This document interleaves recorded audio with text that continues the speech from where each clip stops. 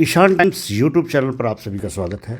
आज हम बात करने चले हैं पंचकुला के नगर निगम चुनाव के, जो इस समय बिल्कुल अपने पीक पर है और चुनाव प्रचार बहुत तेज़ी में चल रहा है।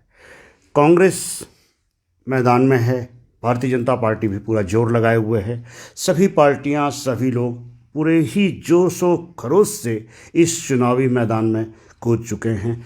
आज हम कांग्रेस के प्रत्याशी नवीन बंसल जी के साथ उनके ही द्वारा जो प्रचार के काम चल रहे हैं उसको देखने के लिए हम लोग निकले हैं। इनमें प्रदेश कांग्रेस के महासचिव सुरेश जी, जो कि कुरुक्षेत्र से पधारे हैं, और पूरी की पूरी कांग्रेस की टीम आज प्रदेश की हमारे साथ पहुंच चुकी है पंचकुला में, और जहां भी चुनाव चल रहे हैं उनमें पूरी टीम भेज दी गई है। और मैं आज बात करने के लिए सुरेश जी से मुखातिब होता हूं कि सुरेश जी, आप ये बताएं कि आप लोग पूरे प्रदेश से अपनी टीम के साथ यहाँ हाजिर हैं। क्या आप कांग्रेस की नीतियां हैं और क्या कुछ कांग्रेस इसमें चाहती है कि नगर निगम चुनाव में, नगर निकाय चुनाव में किस तरीके से आप लोग आ रहे हैं? संजय जी, सबसे पहले तो मैं आपका धन्यवाद करता हूँ कि आपने अपने चैनल पर मुझे अपनी बात रखने का मौका दिया। आज प्रदेश की हालात क्या आपके सामने है, किस प्रकार से आज इस प्रदेश की जनता, चाहे वो किसान वर्ग है, चाहे वो कर्मचारी वर्ग है, चाहे वो छोटा व्यापारी है, चाहे युवा वर्ग है, आज हर वर्ग इस सरकार से दुखी है। किस प्रकार से आज इस प्रदेश का किसान, इस देश का किसान दिल्ली की सड़कों पर बैठा है, लेकिन आज इस प्रदेश के मुख्यमंत्री माननीय प्रधानमंत्री जी के कानों पर जूं तक नहीं रेंगती कि किस प्रकार से इतनी कड़कती ठंड के अंदर इस देश का किसान सड़कों के ऊपर बैठा है। लेकिन आज हालात पंचकुला की नज़र मारें, यहाँ देखें हालात क्या है, किस प्रकार से इस सरकार के अंदर भ्रष्टाचार फैला हुआ है, किस प्रकार से हालात यहाँ गली नालियाँ सड़कों की हालात क्या है। पूरे तौर पर आज इस प्रदेश के अंदर सरकार नाम की कोई चीज़ नहीं, पूरे तौर पर अफसरशाही हावी है। ना किसी मंत्री की कोई सुनता, ना किसी विधायक की कोई सुनता। आज पूरे तौर पर इस प्रदेश के अंदर जंगल राज स्थापित किया हुआ है। और इस चुनाव के अंदर आज पंचकुला की जनता, दूसरे ज़िलों की जनता इस बीजेपी की सरकार को सब सिखाने का काम करेगी। और पिछले कई दिन से हम भी पंचकुला के अंदर देख रहे हैं, पंचकुला की जनता के अंदर पूरे तौर पर सरकार के प्रति रोष है। और पंचकुला की जनता उसका बदला वोट के माध्यम से भाई नवीन जैसे, बंसल जैसे नौजवान साथियों को जितवाकर, उपेंद्र कौर वालिया जैसी होनहार मेयर को जितवाकर और सभी कांग्रेस के साथियों को जितवाकर आज पंचकुला की जनता इस बात का जवाब बीजेपी की सरकार को देने का काम करेगी।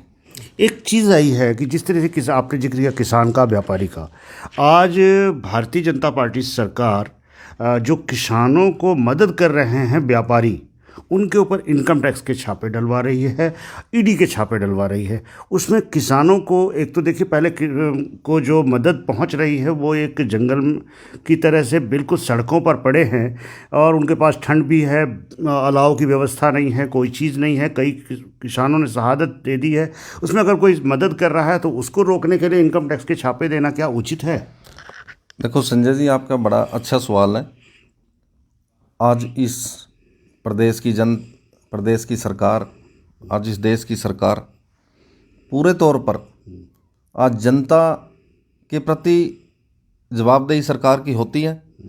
लेकिन हर प्रकार से इस प्रदेश की सरकार ने, इस देश की सरकार ने जनता के प्रति अपना नर्म रुख रखने की बजाय हर तरह से पल्ला झाड़ दिया और जंगल राज को स्थापित करने का काम कर दिया इस देश और प्रदेश के अंदर। व्यापारी किसान के बीच में जो एक रिश्ता था आढ़ती और किसान का था, और वो एक पारिवारिक एक श्रृंखला बनती थी कि सामान उसके पास जाता था बिक्री के बाद। आज आढ़ती को इन्होंने आज एक दलाल और ब्रोकर की संज्ञा दे दी। ये तो नहीं होना चाहिए ना।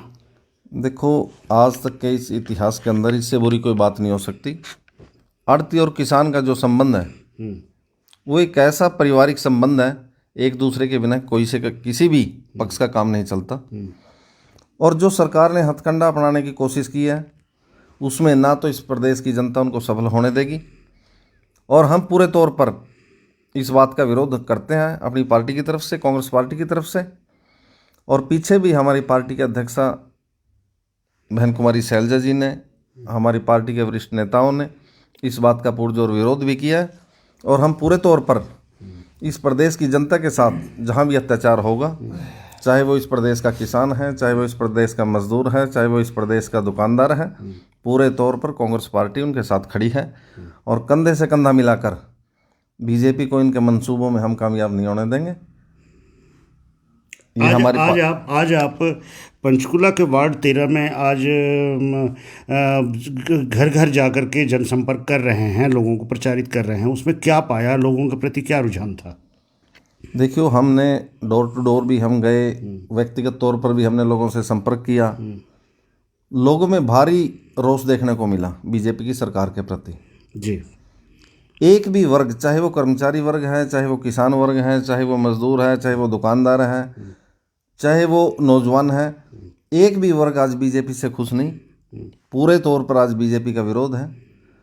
और भाई नवीन जी और अन्य हमारे साथी जो कांग्रेस पार्टी के टिकट पर चुनाव लड़ रहे हैं वो पूरे मार्जिन से चुनाव जीतेंगे और बीजेपी को इसका खामियाजा भुगतना पड़ेगा। देखिए, जिस तरीके से आपने बात सुनी भाई सुरेश जी से, और वे दूसरे ज़िलों से आकर के अपने सभी साथियों से जनसंपर्क जो जिस माध्यम से है वो आ रहे हैं,